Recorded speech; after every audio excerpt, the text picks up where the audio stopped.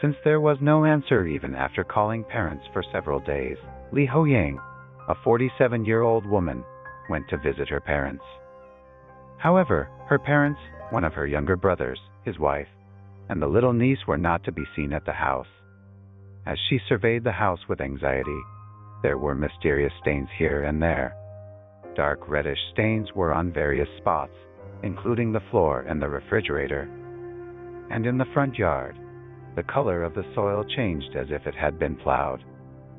In this unusual situation, Lee Ho-seong immediately called the police station.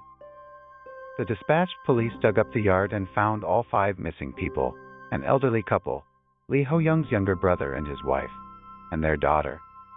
All 5 bodies were hit in the head with a blunt instrument, and were buried in the ground already dead. The police found out from Lee Ho-seong, the youngest son of the deceased elderly couple, that he had murdered his family. At first, Lee Ho-seong said that his father killed all his family members and tried to kill Ho-seong himself, so he killed his father in self-defense and then buried him with the other corpses. But he confessed everything about the incident eventually.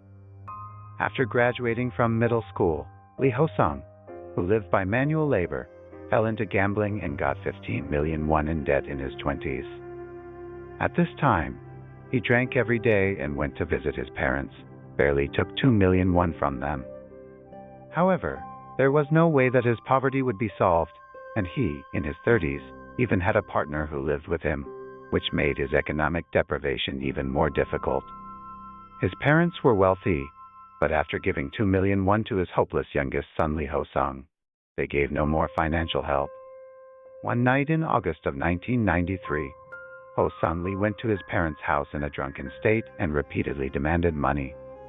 However, when his father, who was usually very strict with money, only scolded him that day, Ho-seong Lee became enraged and hit his father in the head with a hammer and killed him.